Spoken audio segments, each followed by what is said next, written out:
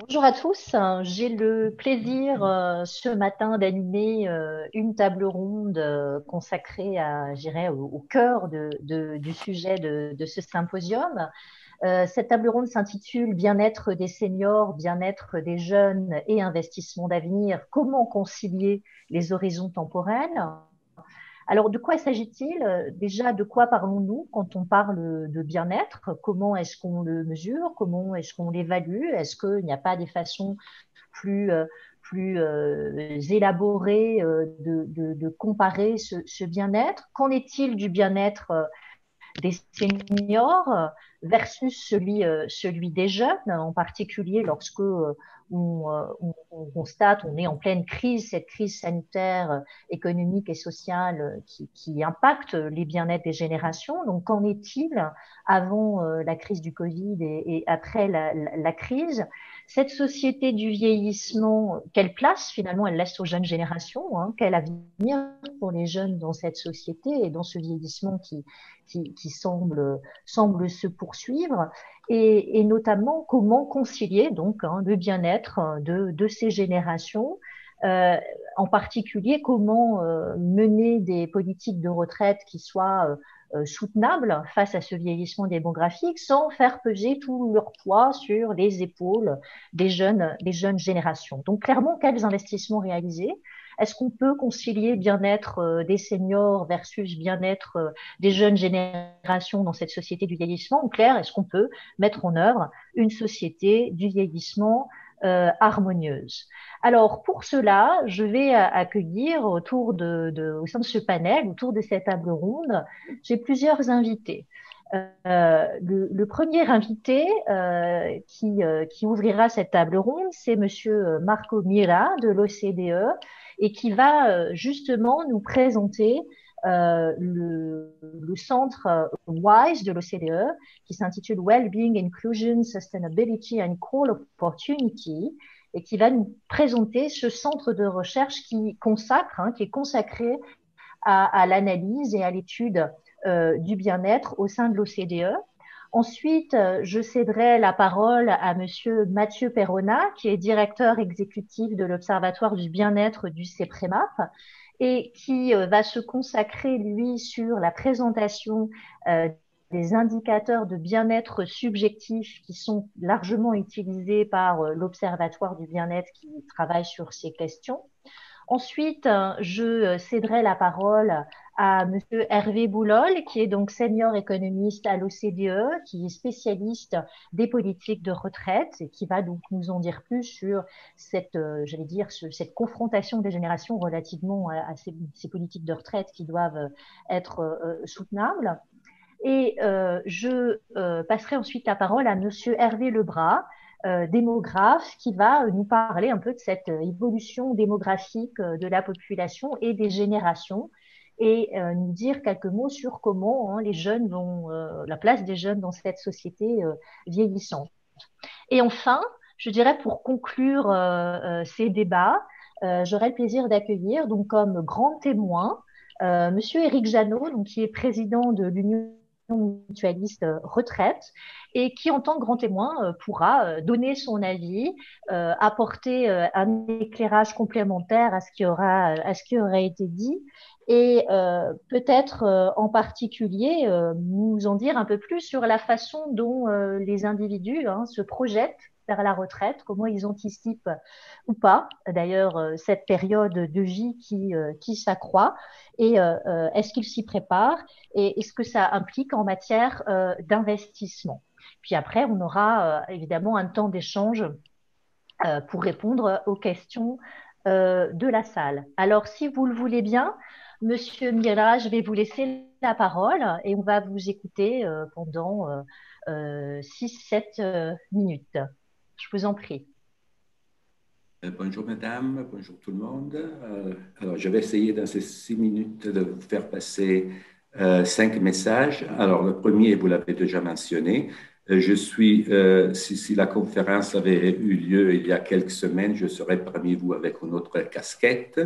J'ai été jusqu'à récemment le chef des statistiques sociales auprès de l'OCDE, ou de la direction des statistiques. Je suis depuis peu conseiller à ce nouveau centre que vous avez mentionné, qui a comme son acronyme WISE.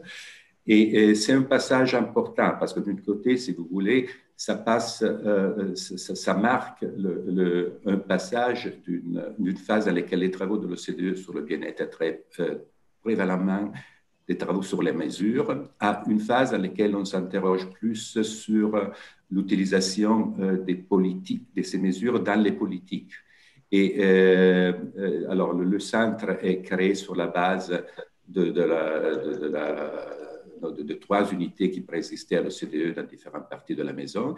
Et ça veut un peu prolonger, assurer le legs des travaux que l'OCDE a fait dans cette matière depuis 10 ans.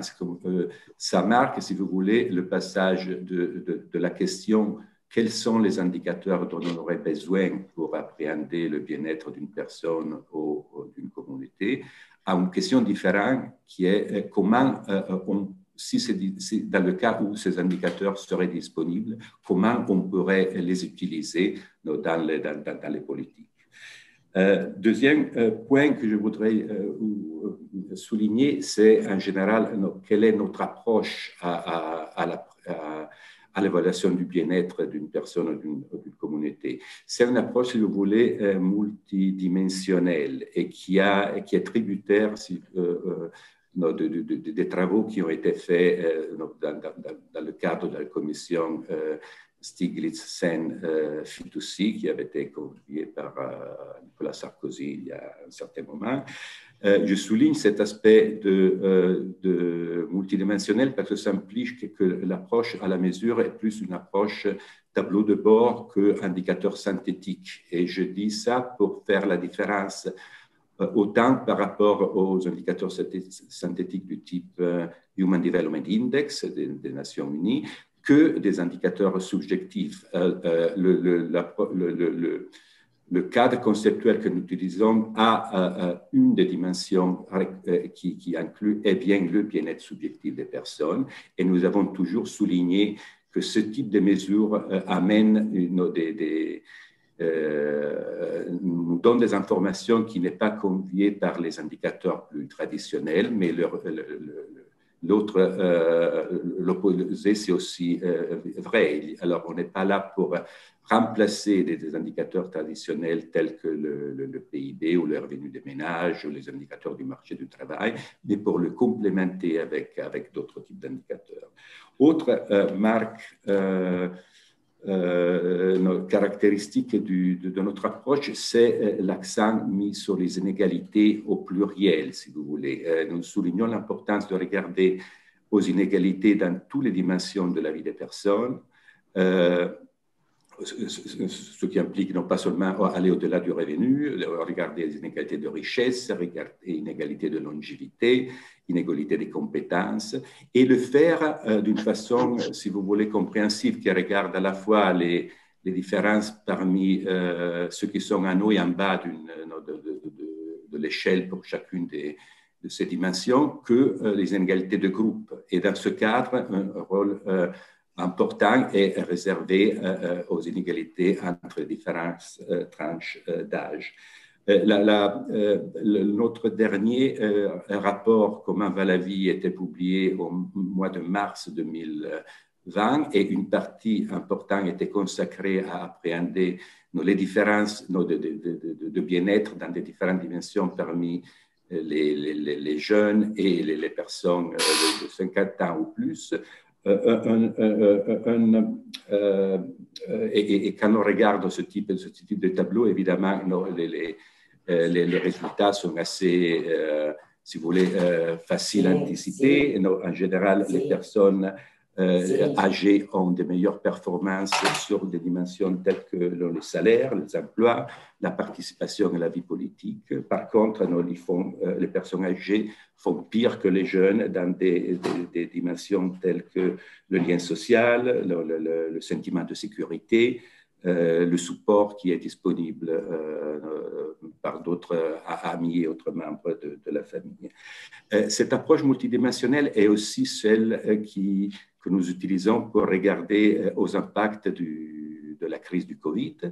nous sommes engagés maintenant pour faire une étude plus compréhensive sur les évolutions du bien-être dans ces différentes dimensions dans les différents groupes d'âge. Évidemment, ça va au-delà de documenter les risques de mortalité qui sont associés à la crise. On sait bien que sur 1000 personnes qui sont affectées par le virus, parmi les personnes qui ont moins de 50 ans, il n'y a presque personne qui va décéder. Par contre, le même rapport pour les personnes qui ont plus de 70 ans est de l'ordre de 116 sur 1000. Alors, évidemment, des différences importantes qui vont dans différentes directions pour les différentes dimensions de la vie. On sait bien que la plupart des impacts du marché du travail sont sur les jeunes, on le voit sur les taux de chômage, mais on le voit aussi au niveau de différents types d'indicateurs plus qualitatifs. Mon dernier point, si vous voulez, est celui des relations intergénérationnelles. Et ici, je voudrais vous laisser avec des considérations qui ne sont pas strictement focalisées sur les systèmes de retraite. Je vois Hervé est mieux placé que moi pour vous faire part de nos considérations à la manière, mais souligner le fait qu'en général, c'est toute la question de la soutenabilité du développement. Et dans notre approche à la soutenabilité, nous avons toujours souligné qu'il s'agit de regarder des impacts entre générations sur différents types de capital, de capitaux, si vous voulez, et que ces impacts peuvent être à la fois positifs ou négatifs. Ça dépend donc aussi, les générations présentes ont des activités qui amènent à la réduction des différents types de capitaux qui seront le support du bien-être des générations futures ou dans une logique des investissements. Et je dirais que la même perspective s'applique quand on se focalise plus strictement sur la dette publique. Si vous voulez, un point qui est souligné dans le rapport de la commission qui a succédé à l'OCDE, à la commission Stiglitz-Sen-Fitoussi, est d'un côté l'importance de regarder à l'équilibre entre actifs et passifs. Alors évidemment, la dette publique y figure comme une chose qui rend la soutenabilité plus précaire, mais d'autre côté, ça dépend comment les ressources sont utilisées. Une logique d'investissement dans les générations futures peut augmenter la dette publique sans pour autant en réduire la situation financière nette. Alors, c'est important, si vous voulez, avoir cette perspective qui regarde les deux côtés du balance sheet, les actifs et le passif, et qui regarde à l'ensemble des ressources qui sont de support aux générations futures. Alors, il y a évidemment une dette, des ressources économiques, mais il y a aussi des ressources qui ne sont pas échangées sur le marché. On est en train d'augmenter la dette implicite vers la nature, et ça, c'est peut-être le type de fardeau qui sera plus pressant pour les générations futures quand on regarde cette perspective intergénérationnelle. Je m'arrête là, je crois d'avoir dépassé mes 7 minutes, mais pas trop.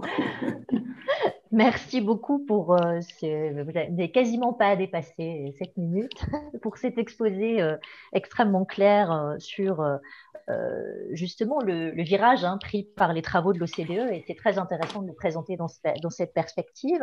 Alors je vais passer la parole maintenant à Mathieu Perrona qui va donc nous en dire plus, lui, sur les types de mesures du bien-être qu'il utilise au Centre d'Observatoire du bien-être, justement.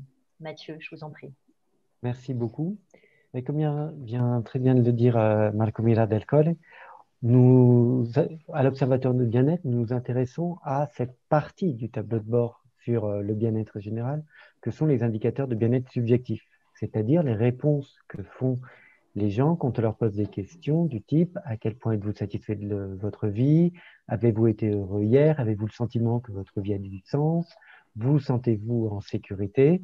Nous avons comme ça un ensemble de questions de référence qui sont pour la France posées régulièrement par l'INSEE dans des grandes enquêtes et que nous posons à notre niveau tous les trimestres dans le cadre de l'enquête de conjoncture auprès des ménages de l'INSEE.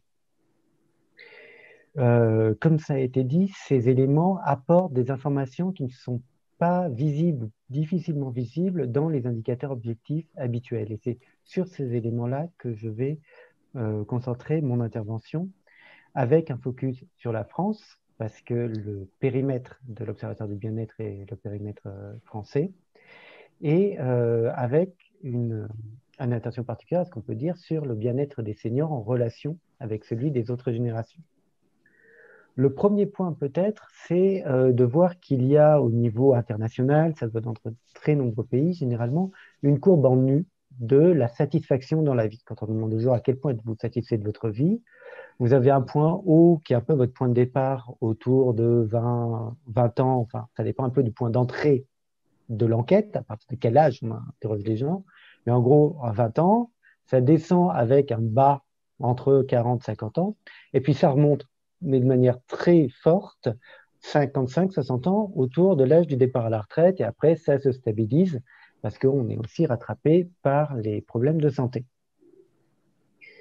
Ça, on voit ça dans énormément de pays, y compris des pays qui ont traversé des histoires démographiques et économiques contrastées. Donc, on a l'idée que ce n'est pas seulement un effet de génération, qu'il y a vraiment quelque chose qui se passe au niveau des temps dans la vie. Ce qu'on observe en France, c'est que cette forme en U est beaucoup moins marquée, au sens où on a bien la baisse à partir de la jeunesse, mais ça remonte beaucoup moins autour de 60 ans. Ce qu'on observe quand on regarde plus précisément à partir des enquêtes disponibles ce qui se passe au moment de la transition vers la retraite, c'est qu'on n'a pas, essentiellement pas ou peu de gains de bien-être subjectif quand on passe à la retraite depuis un emploi. Quand on part à la retraite depuis un emploi, essentiellement, l'échange entre ce qu'on avait dans l'emploi, le salaire plus élevé, évidemment, mais aussi les relations sociales, un tissu de relations sociales, est compensé par le fait qu'on a beaucoup plus de temps libre. Ceux qui ont un gain très fort au passage à la retraite, ce sont les personnes qui étaient en situation d'emploi précaire ou en situation de chômage juste avant leur départ à la retraite. Et ça ne suffit pas pour faire cette espèce de bosse qu'on obtient dans les autres pays. Et justement, si on compare les plus de 50 ans au niveau européen en France et dans les autres pays, et qu'on fait une double comparaison France, autres pays, et puis actifs seniors versus retraités d'âge comparable, on se rend compte que sur toute une batterie d'indicateurs, le sentiment de sécurité, le sentiment d'avoir que sa vie a un sens, le sentiment de solitude, la dépression, il n'y a pas de charnière en France. Les actifs sont très proches des retraités. En revanche, tout le monde dans cette classe d'âge affiche des niveaux de bien-être subjectif qui sont assez en recul par rapport à ce que voudrait le niveau de richesse et d'éducation du pays.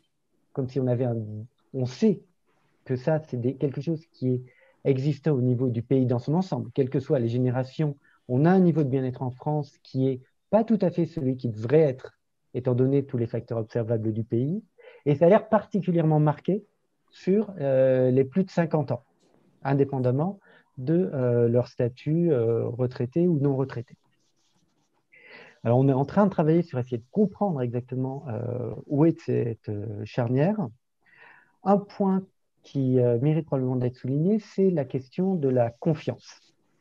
En effet, la confiance, que ce soit la confiance interpersonnelle, c'est-à-dire la réponse à, en général, faites-vous confiance aux gens ou non, ou la confiance envers les institutions, c'est un élément qui doit beaucoup à l'éducation et au niveau de formation des gens.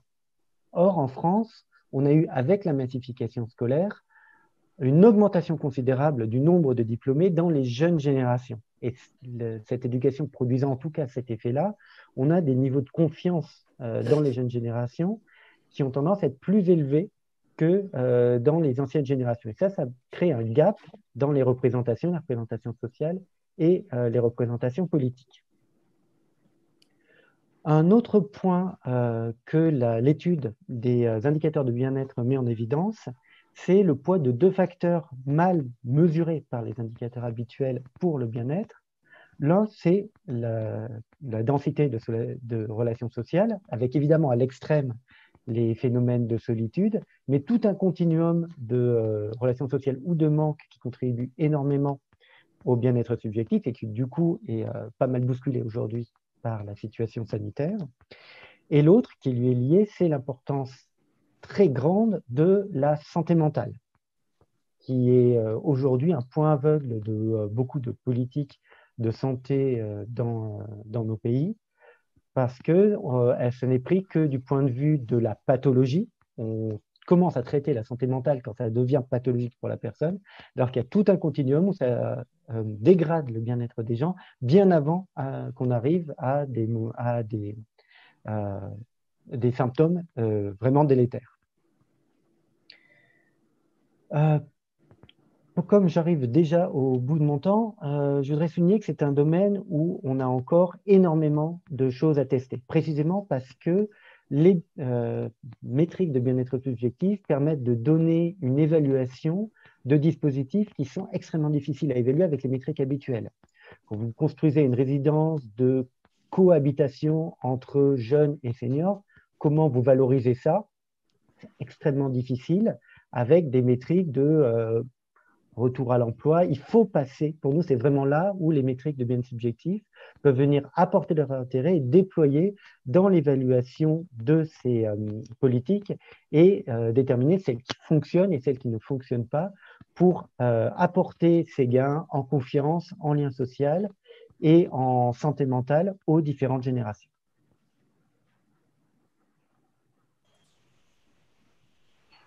Merci beaucoup, Mathieu. Je vois déjà une question là que je garde dans mes tablettes pour vous tout à l'heure. Et maintenant, je vais passer la parole donc à Hervé Boulol de l'OCDE. On vous écoute, Hervé. Oui, bonjour à tous. Merci aux organisateurs pour l'invitation. Donc, Nathalie m'a demandé de discuter de l'impact des réformes de retraite sur le bien-être des seniors et le bien-être des jeunes. Je vais commencer par le bien-être des seniors. Les interventions précédentes, Marco, les travaux à l'OCDE avec Marco et Romina montrent que, en fait, c'est un concept le bien-être est un concept très large. Moi, je vais me concentrer sur 3 dimensions. La première qui est, pour améliorer le bien-être, ce qu'on avait étudié en 2017, qui est très clair dans les enquêtes, c'est qu'il faut permettre aux travailleurs qui atteignent l'âge de la retraite de partir progressivement, plutôt que de faire face à un choix binaire, soit on travaille, soit on reçoit une pension. Alors, c'est très clair dans les enquêtes, il y a un désir très fort à 40, 45 ans d'avoir cette retraite progressive. En fait, il y a très peu de gens dans tous les pays, pas seulement en France, qui ont recours. Et soit parce que ex post, finalement, les gens ont moins ce désir, soit parce que les politiques ne permettent pas cela. Donc, bon, à nouveau, on a étudié en profondeur en 2017, on pourra y revenir si vous voulez. Mais le point important, c'est que pour mettre en place une retraite progressive qui ne pose pas de problème de conflit entre les générations, il faut respecter les 2 autres dimensions sur lesquelles je vais me concentrer, qui sont un peu réductrices par rapport à tout ce qu'on a dit et un peu terre-à-terre, donc j'en suis désolé, mais qui sont la durée passée à la retraite et le niveau de pension. Et donc, au premier abord, c'est assez clair. À nouveau, si on se concentre sur le bien-être des seniors, eh bien, le bien-être augmente avec la possibilité de départ à la retraite le plus tôt possible et avec le niveau de pension le plus élevé possible. Donc ça, c'est assez simple. Bien sûr, au niveau du système, il peut y avoir un conflit entre ces 2 objectifs, ce qui pose des problèmes, des questions en termes intragénérationnels et intergénérationnels.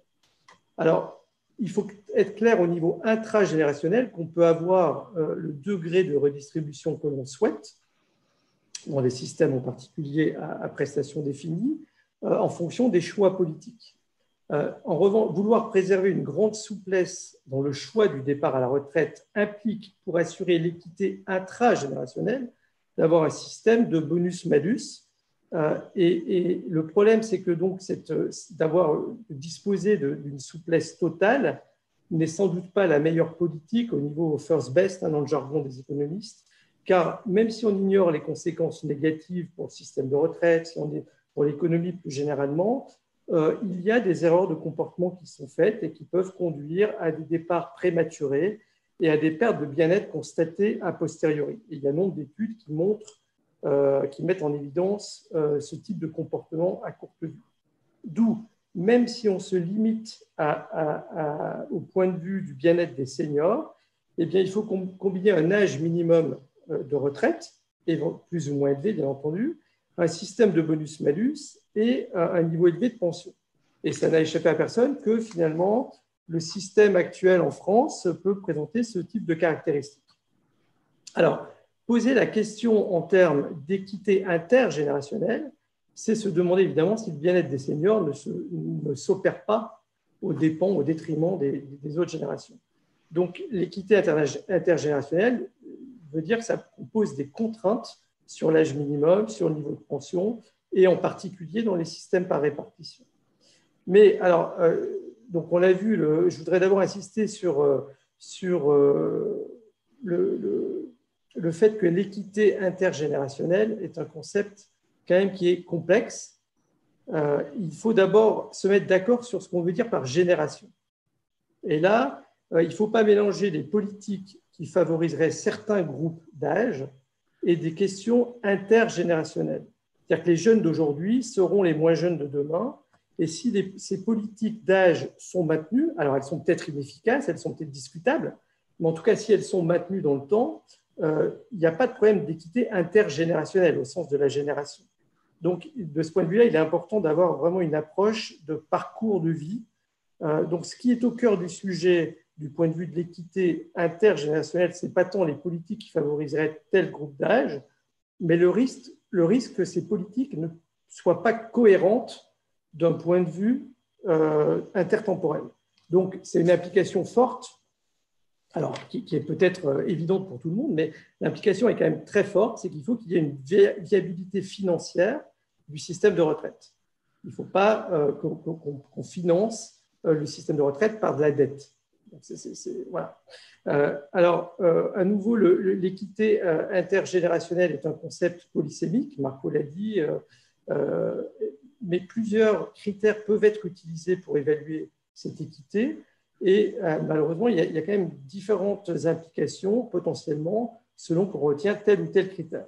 Mais il semble, on peut en débattre, il faut reconnaître qu'il y a vraiment un sujet de débat, mais il semble plus juste d'un point de vue normatif de viser des taux de remplacement qui sont stables au cours du temps, pour un profil de carrière donné, une proportion constante entre le temps qui est passé dans la période de travail et le temps qui est passé à la retraite, et des taux de cotisation constants, c'est-à-dire une part constante du salaire qui sert à financer la retraite, et en l'occurrence, dans les systèmes par répartition, à financer la retraite des retraités lorsqu'on travaille.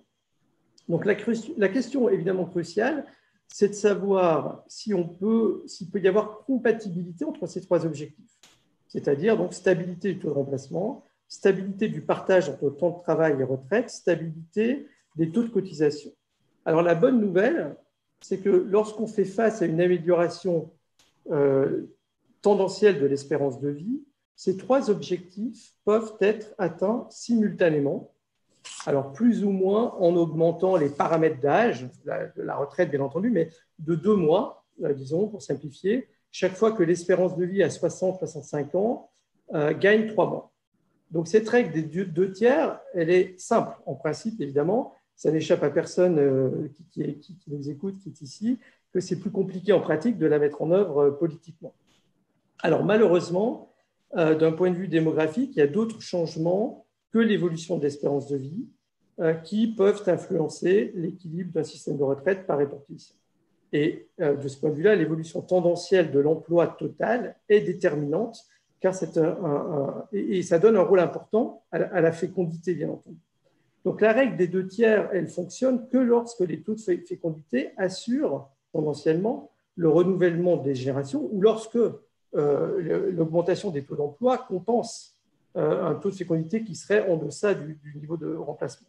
Donc, de ce point de vue-là, la France est dans une situation plutôt favorable, en tout cas en comparaison d'autres pays de l'Union européenne, même si on est quand même en dessous Alors, Hippolyte a mentionné évidemment la question de l'immigration, je ne vais pas revenir là-dessus, mais si les taux de fécondité sont bas, ce qui est important, c'est-à-dire qu'ils sont inférieurs au 2, 2,1, et donc s'ils ne permettent pas de remplacer les générations, alors il faut soit faire plus que 2 tiers, soit augmenter les taux de cotisation. Et là, on voit bien qu'on est face à une impossibilité, une incompatibilité pour avoir ces 3 objectifs et pour assurer donc l'équité intergénérationnelle.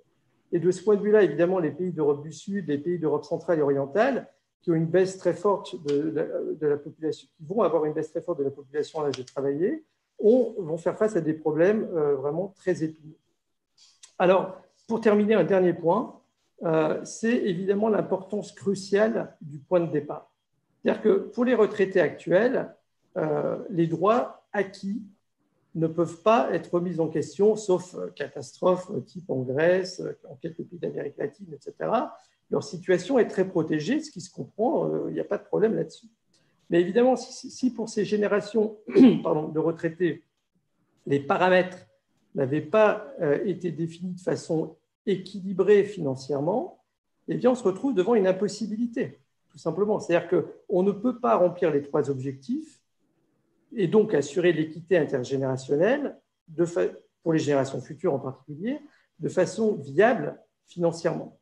Donc, il faut d'abord assurer, c'est ça qui est important dans le message en termes séquentiels, il faut d'abord assurer la viabilité, que les paramètres sont fixés de manière viable financièrement avant de pouvoir discuter et de pouvoir être en mesure d'assurer l'équité intergénérationnelle. Ça rejoint un tout petit peu ce que, dans la présentation de John Ginapoulos, l'idée de legacy tax, le fait de comment est-ce qu'on rembourse quelque chose si on a… Alors, ce n'est pas tout à fait ça pour la sécurité sociale américaine, mais l'idée est comment on rembourse la dette, entre guillemets, et qu'on se met en mesure de pouvoir assurer potentiellement l'équité intergénérationnelle. Voilà, je m'arrête là. Je crois que j'ai tenu à peu près. C'est parfait. Merci beaucoup, Hervé, pour cette présentation très claire et sur laquelle on va revenir. La question des politiques de retraite et de leur soutenabilité, évidemment, une question extrêmement importante en matière de vieillissement démographique. Je vais maintenant passer la parole à Monsieur Hervé Lebras, justement, qui va nous dire quelques mots sur ce vieillissement démographique observé dans nos sociétés. Je vous laisse la parole, Monsieur Lebras. Si, bonjour à tous. Donc, je suis Hervé Lebras, je suis directeur d'études à l'École des hautes études en sciences sociales, en histoire et démographie, et fellow de Churchill College à Cambridge. Je voudrais d'abord insister sur la difficulté des projections démographiques. Juste un exemple, en 1994, l'INSEE prévoyait qu'il y aurait 60 millions de Français en 2050. En 2017, qui est la dernière projection, l'INSEE prévoit 73 millions de Français, soit presque un quart de plus. Il y a quand même là matière à réflexion. Quelles sont les causes de l'erreur? On a signalé il y a un instant la question de la fécondité, mais maintenant la question de la mortalité et une troisième que je vais indiquer dans un instant compte peut-être plus. La mortalité. En fait, il y a un tassement des courbes de la mortalité. Vous savez qu'aux États-Unis, même, l'espérance de vie a tendance à diminuer récemment. Et en France, le tassement est très net. J'avais conseillé d'ailleurs au moment de la réforme des retraites, la CFDT, pour insister sur ce point, puisque ça change les calculs du Conseil d'orientation des retraites. Et je dois dire que ça me donne encore plus raison avec l'épidémie. Alors, il ne faut pas non plus attendre beaucoup de choses de l'épidémie du point de vue des retraites. Le calcul qui a été fait notamment par Michel Guillot pour la première vague, pour la France, Michel Guillot est de l'Université de Pennsylvanie et avec Myriam Klatt et de l'INED, ils ont montré que la première vague ne ferait baisser, enfin, ne causerait une baisse de l'espérance de vie que de 1,5, c'était un peu moins de 2 mois. Et donc très peu, la seconde vague étant presque aussi forte, on peut dire qu'il y aura sans doute 0,4 années d'espérance de vie en moins, comme il y a 0,1 année de plus prévue en tendanciel. Vous voyez que la baisse sera modeste, mais il y aura baisse. Alors, est-ce que le résultat sur la proportion de personnes âgées, je vais vous donner très rapidement les quelques chiffres que l'on a. Actuellement, en France, on a 20,8% de personnes qui ont plus de 65 ans et la prévision pour 2050, notamment par l'INSEE, mais aussi par l'ONU, c'est 27,8%. Donc, c'est une augmentation nette. Ceci dit, quand vous regardez l'Allemagne, l'Allemagne est à 21,7% et elle irait à 31,3%. Ce qui est intéressant, c'est que l'Allemagne a 0,9% de plus que nous seulement. Or, l'Allemagne a eu 0,5 enfants de moins que nous pendant plus de 40 ans. Autrement dit, comment l'Allemagne s'en est-elle tirée? L'espérance de vie est la même. L'Allemagne s'en est tirée, et je vais prononcer un mot qui fait toujours peur, par l'immigration. Il y a eu une très forte immigration en Allemagne, d'abord des personnes qui venaient des anciens pays, des Allemands qui venaient des anciens pays de l'Est, ce qu'on appelle les Allemands ethniques, et puis maintenant, vous l'avez vu, avec les réfugiés. Donc, il faut aussi intégrer les migrations dans le calcul démographique de la croissance. Actuellement, même en France, c'est assez faible, mais c'est quand même non négligeable. Donc, on peut penser qu'il y a au fond des ressources dans la manière dont on gérera la politique migratoire qui vont intervenir, qui vont avoir un effet sur la proportion de personnes âgées. Sur le second point sur lequel on m'avait interrogé, qui était est-ce qu'il va y avoir des tensions entre générations? Alors là, c'est un grand classique aussi. Je pense qu'il n'y aura pas de tension, je vais vous le dire pourquoi, mais qu'elle pourrait être suscitée au fond indirectement. Alors pourquoi il n'y en aura pas? Parce que au fond, la famille est devenue le lieu préféré de bonheur des Français. Beaucoup d'autres orateurs avant moi ont parlé de ces questions de bonheur, mais je rappelle que dans les enquêtes, c'est presque toujours la famille qui vient en tête. Par exemple, si vous prenez une belle enquête du Crédoc qui demandait quels étaient de choisir parmi les 30 motifs de satisfaction. Et en tête venaient les enfants, 36%, la famille, 36% des personnes citaient les enfants, 30% la famille, 22% le travail, bon, et 17% le couple. Bon, donc la famille est vraiment en tête. Ipsos Mori fait des enquêtes sur une trentaine de pays développés sur la proportion de personnes heureuses. Elle demande quelles sont les causes, ce qui est intéressant. La santé vient en tête, citée par 52% des personnes. Juste après, c'est la famille, 48%, et les enfants viennent en troisième, 45%. Donc, il y a, si vous voulez, ce que font l'économiste et historien Albert Hirschman a appelé bonheur privé et malheur public. Et cette tension est très forte. D'ailleurs, je trouve que ça, je suis tout à fait d'accord avec l'intervention de Mathieu Perrona. En France, il y a un très grand écart entre les opinions, les perceptions et puis la réalité. J'ai publié l'année dernière un livre sur la France qui s'appelait, le titre était « Se sentir mal dans une France qui va bien », qui soulignait justement à l'aide des eurobaromètres les différences entre les opinions des Français au sujet de leur situation et d'un grand nombre de thèmes, et puis non pas la réalité mais les faits ou les statistiques. Le livre a d'ailleurs, pour vous rassurer, parce que le titre est un peu olé olé, il a obtenu le prix spécial du jury du livre d'économie. Donc là-dedans, vous voyez qu'il y a quelque chose qui est fond positif dans ce bonheur privé, et on pourrait penser qu'il n'y aura pas de problème gros entre les générations, grave.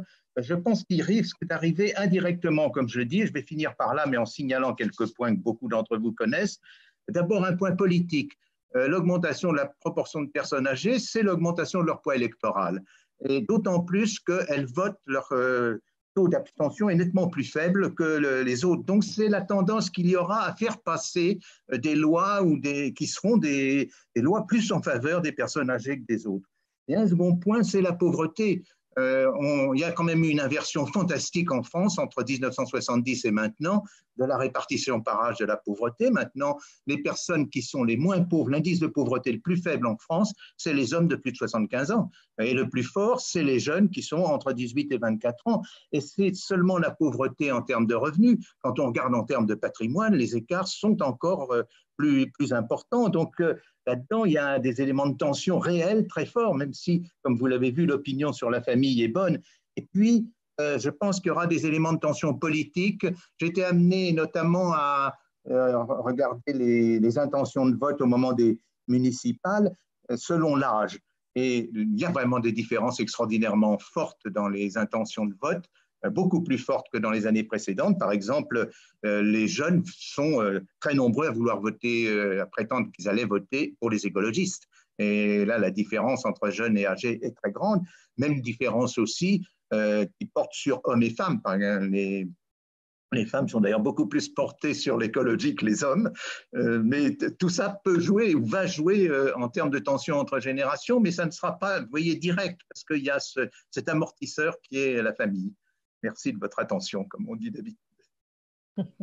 Très bien, merci beaucoup pour cet exposé très intéressant sur les évolutions démographiques et les tensions potentielles. C'est effectivement très très intéressant. C'est ce qu'on a relevé aussi en matière de société du vieillissement harmonieuse, hein, ces risques liés aux questions politiques et à la détention du patrimoine, à la montée de la pauvreté dans la jeunesse.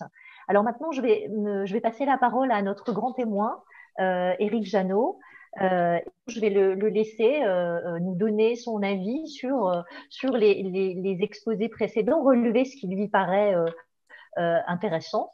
Et ensuite, on prendra quelques questions. J'en ai déjà un certain nombre dans ma mallette pour les uns et les autres. Je vous en prie, Éric Janot, à vous. Bonjour, écoutez, merci pour cette invitation. Alors, moi, je suis effectivement président d'une mutuelle qui est spécialisée dans l'épargne retraite. Donc, j'ai un positionnement qui est extrêmement différent. Je vais plutôt vous évoquer un peu les perceptions et puis les moyens qu'on peut nous mettre en œuvre pour essayer de faire qu'on concilie les horizons temporels, puisque c'était la question de cette table ronde. D'abord, je crois, moi, qu'il y a un profond point commun entre les générations actuellement, au travers aussi de ce qu'ont dit les intervenants, c'est peut-être la difficulté de se projeter vers un horizon désirable. Par définition, l'horizon, c'est un point de fuite. Plus on s'en approche, plus il semble s'éloigner, se dérober. Et quand on entend tous les témoignages qu'il y a eu depuis ce matin, c'est quelque chose qu'on perçoit aussi très fortement. La société de la longévité, c'est d'abord quelque chose qui modifie profondément la perspective temporelle de tous les acteurs, quelles que soient les générations. Et en parallèle, on est dans une société où le futur est ressenti comme finalement de plus en plus incertain, voire indéchiffrable. Donc, on a cette difficulté à se projeter qui est quand même un point commun fort. Et dans la première table ronde, Christian de Boissieu nous disait qu'effectivement, c'était intéressant de voir comment les gens, selon les générations, peut-être avaient des préférences pour le présent plus ou moins affirmées face à cette situation-là.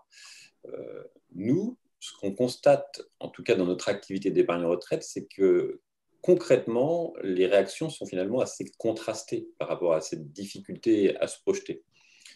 Pour les jeunes, la retraite paraît très éloignée. Elle paraît même aléatoire. Ça renvoie peut-être à ce que disait M. Boulol tout à l'heure sur les questions de la perception de l'équité intergénérationnelle.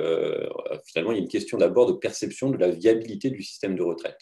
Alors, face à ça, certains, d'un côté, voient toute la nécessité de la préparer. Et de plus en plus, on voit des jeunes qui arrivent très tôt dans l'idée de préparer leur retraite par une épargne spécifique.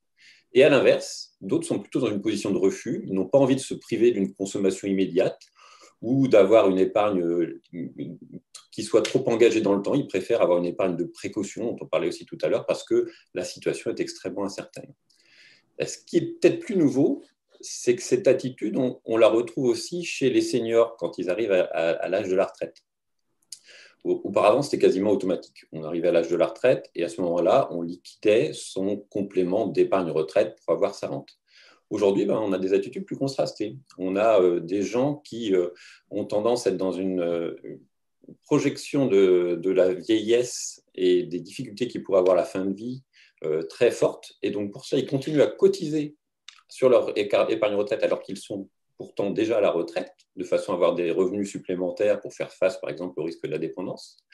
Et puis, à l'inverse, on a de plus en plus aussi de personnes qui on a le sentiment, ont tendance à sous-estimer leur espérance de vie à la retraite. Alors, c'est peut-être parce que, comme le disait M. Lebras à l'instant, les gains d'espérance de vie à la retraite sont moins fondamentalement en progression ces dernières années et les gens commencent à en avoir conscience. Et du coup, un certain nombre, en tout cas, se disent profitons du temps libéré tout de suite. Et par exemple, on a un réflexe de récupérer son capital aujourd'hui au moment où on part à la retraite plutôt que de bénéficier d'une rente, avec le risque évidemment que ce capital soit dépensé malheureusement avant les 75 ou 80 ans, alors que l'espérance de vie est beaucoup, beaucoup plus longue. Alors, comment concilier les horizons? Déjà, se rendre compte peut-être de ce fait-là, c'est-à-dire que la perception des gens et les problématiques qui traversent la société ne sont pas si différentes. Et puis après, alors nous, à notre petit niveau, l'idée que l'on essaye de poursuivre, c'est de tout faire pour que les solidarités intergénérationnelles soient de plus en plus marquées dans une société où de plus en plus de générations successives vivent ensemble. Et l'idée, évidemment, de montrer que chaque génération peut contribuer à un horizon partagé. Alors, nous, on a quelques façons de le faire, par exemple, au travers de notre politique d'investissement responsable. On essaye d'avoir aussi des investissements qui projettent la société dans un avenir qui soit un avenir de bien-être.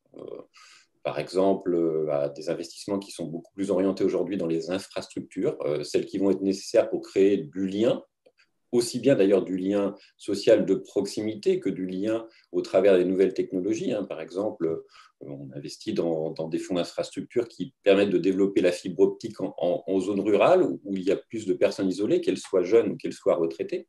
Mais en parallèle, on va aussi essayer d'accompagner les gens, et notamment les retraités qui sont les plus âgés d'entre ceux qu'on a comme allocataires, dans l'appropriation des usages du numérique et en travaillant avec des associations qui facilitent cela pour éviter, par exemple, l'illectronisme. Un autre exemple, on a beaucoup axé aussi notre politique de réflexion sur l'investissement, sur le logement, parce que c'est une problématique qui peut être à la fois celle des jeunes aujourd'hui, notamment les étudiants, et puis aussi celle des seniors. Jean-Pierre Grimaud l'évoquait tout à l'heure, il y a toute une réflexion à avoir sur probablement les résidences seniors, les EHPAD, leur façon de les faire évoluer pour les intégrer davantage dans la société et aussi peut-être pour faciliter des formes de résidence intergénérationnelle ou de cohabitation intergénérationnelle. Et puis, dernier point, il faut qu'on réfléchisse et je pense que ce type de colloque et les travaux qu'on mène ensemble sont extrêmement importants pour cela, pour inciter les seniors finalement à s'investir dans la société et leur donner les moyens de le faire.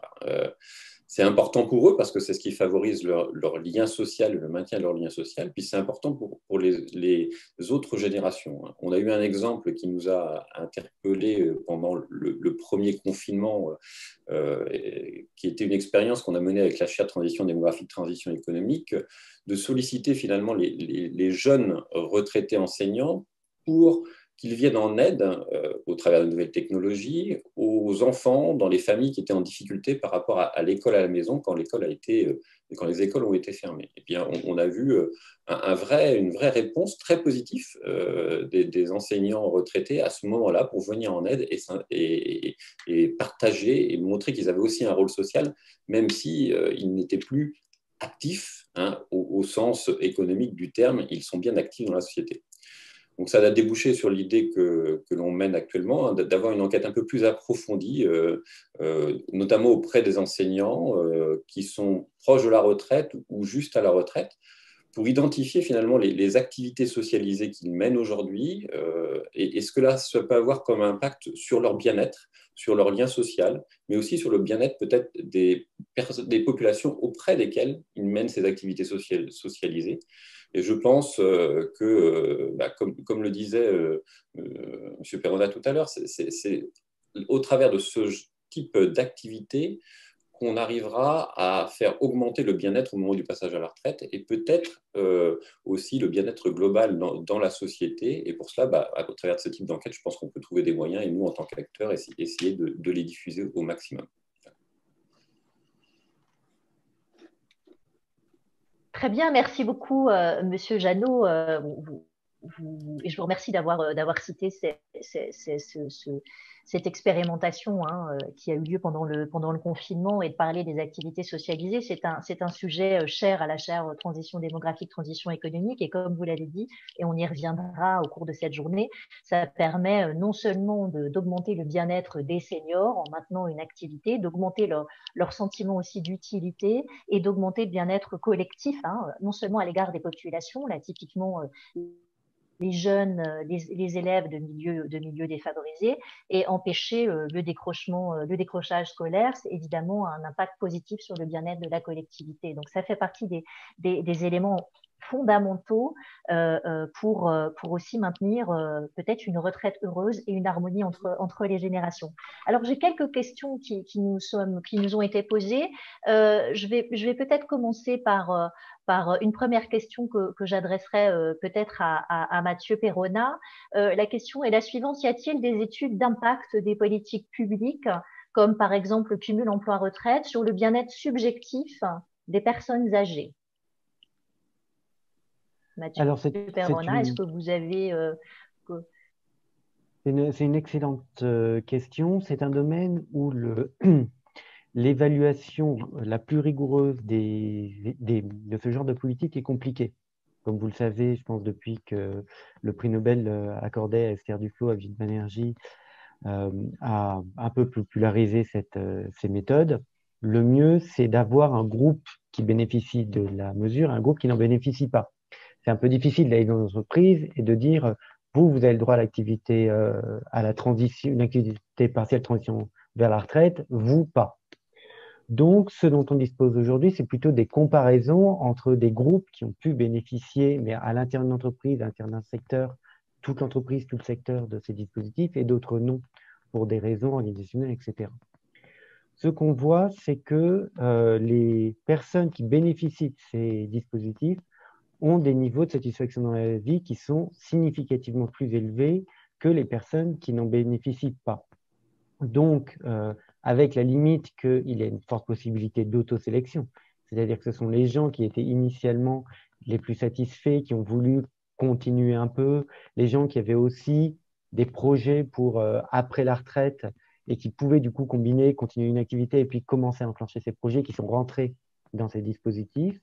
On a quand même une forte présomption que ces dispositifs bénéficient assez significativement aux gens qui peuvent en profiter. Très bien, merci beaucoup. Alors, une question peut-être à Monsieur Lebras. La croissance démographique est-elle souhaitable en regard aux problématiques, enfin relativement aux problèmes? En gros, est-ce que cette croissance démographique, est-ce que, évidemment, vous en avez parlé à la fin de votre intervention, mais quelles conséquences sur les questions écologiques et la gestion des ressources naturelles? Oui, alors. Monsieur Lebras, est-ce que vous avez… Oui, d'accord. Oui, je vous en prie. Oui, non, c'est une très vaste question. Il y a encore une trentaine d'années, le thème était croissance économique, croissance démographique. On n'est jamais arrivé à trancher. Donc, de ce point de vue-là, laissons de côté. Sur l'écologie, c'est compliqué parce que, bien entendu, l'augmentation de la population mondiale est défavorable aux questions climatiques, mais en même temps, cette augmentation est surtout dans les pays, comme vous le savez, les plus développés. Or, l'augmentation, je dirais, de la pollution, l'augmentation des émissions de CO2, actuellement, la partie du monde, il n'y a plus d'explosion démographique d'abord, il faut bien voir les choses, il y a simplement quelques hotspots. Et l'un d'entre eux qui est le plus inquiétant, c'est le Sahel. Ce n'est pas énormément de monde, mais le pays champion en fécondité, qui est le Niger, actuellement, c'est 7,3 enfants par femme. Les Nigériens le Niger, c'est quand même un petit pays sahélien. Il est grand par la surface, mais petit par ses moyens. C'est actuellement 22 millions d'habitants. En 2050, selon les Nations Unies, ça sera 72 millions d'habitants, plus que l'Allemagne. Donc là-dedans, il y a un risque qui n'est pas du tout un risque démographique, qui est un risque et pas du tout un risque climatique, qui est un risque politique de déstabilisation d'une partie de l'Afrique notamment. Donc les questions de population, je crois qu'il faut les remettre justement sous cet angle-là. Ce n'est pas parce que les Français font un peu moins d'enfants ou les Allemands un peu moins d'enfants que ça changera grand-chose du point de vue de la population dans son ensemble. Ça changera quelque chose si leurs attitudes vis-à-vis de la consommation changent. En revanche, démographiquement, c'est ce qui se produira dans le Sahel, dans l'Afrique équatoriale et dans la petite partie Afghanistan-Pakistan qui sera essentielle. Merci beaucoup. Une question peut-être pour Hervé Boulol. Effectivement, on parlait de la nécessité de mettre en place un départ progressif à la retraite.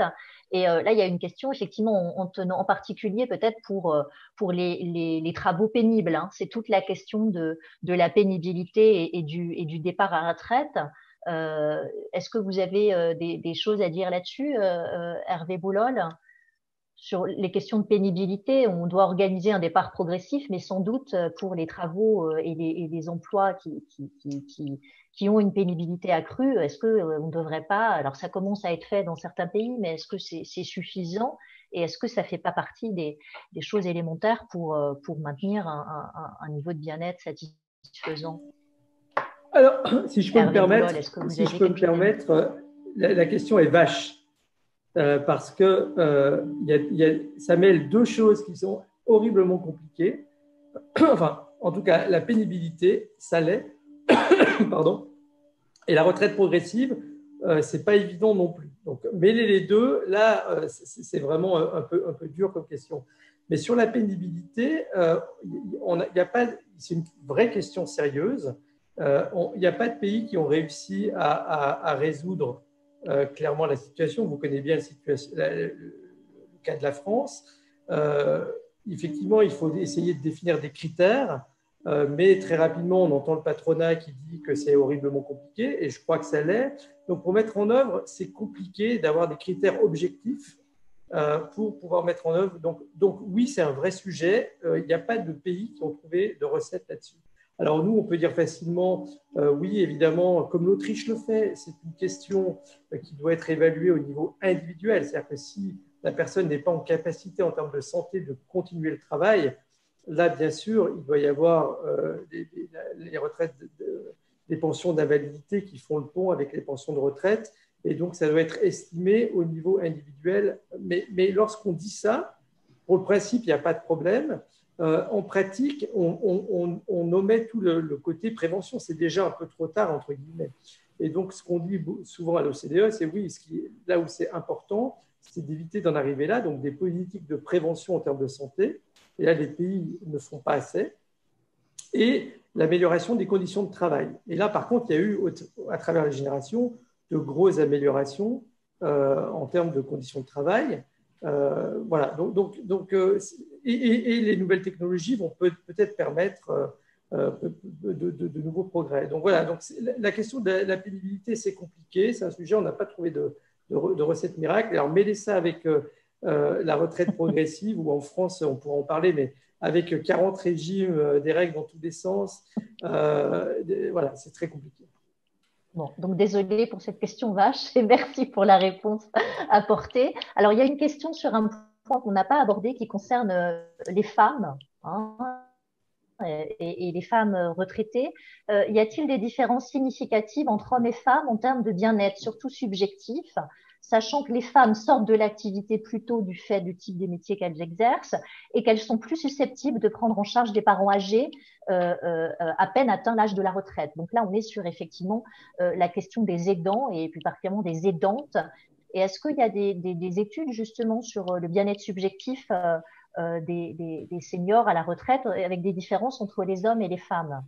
Alors, je ne sais pas si soit Mathieu Perrona, soit peut-être que Monsieur Mira Del-Collet peut nous donner aussi un avis là-dessus. Est-ce qu'il y a des études sur ça, sur les différences de bien-être, peut-être subjectifs ou réels, entre les hommes et les femmes à la retraite? Je peux me permettre, alors, Oui. serait très difficile avec l'information qu'on a disponible maintenant de croiser le critère de l'âge, le critère de gendre. En général, tout âge confondu, notre conclusion, c'était qu'il n'y a pas des effets significatifs qui sont liés à l'âge. Par contre, on sait très bien, comme vous l'avez dit, que les femmes ont une espérance de vie plus longue au moment de la retraite et risquent de se trouver seules. Quand elles ne sont pas seules, elles ont un fardeau d'aide aux autres membres de la famille qui va peser très long sur elles. Alors, ce sont tous des éléments qui suggèrent que les femmes peuvent bien être confrontées à des défis qui sont très importants quand on regarde à leur bien-être subjectif. Par contre, je voudrais faire une considération plus générale qui était donc d'un côté liée à cette question de la pénibilité au travail. Et la question générale, c'est que selon moi, il faudrait pas opposer la question de l'équité entre générations sans oublier les différences importantes qui existent à l'intérieur d'une génération donnée. Et Hervé avait conduit un projet il y a quelques années à l'OCDE qui s'appelait Aging Unequally. Et un des éléments que j'avais trouvé plus frappant des résultats de cette étude était que même au niveau d'espérance de vie à 65 ans, il y a entre les personnes qui sont plus éduquées et moins éduquées une différence qui est en France de l'ordre de 6 ans pour les hommes. Alors, évidemment, l'éducation, c'est pas tout à fait le travail pénible. Mais étant donné à la lumière de cette différence, je crois que c'est très important que toute politique de réforme n'oublie pas ces différences qui sont présents à l'intérieur d'une génération, qui sont grands. On a de l'évidence pour les États-Unis, on sait qu'ils sont en train de devenir plus importants dans le temps.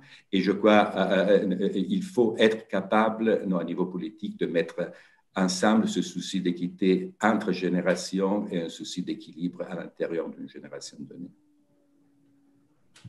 Très bien. Écoutez, merci beaucoup. Notre temps de parole est écoulé. Je vous remercie à tous d'avoir participé à ce panel sur un sujet passionnant. Et voilà, au plaisir de vous retrouver. Et j'espère que vous allez continuer à suivre avec nous cette journée passionnante. Merci à tous.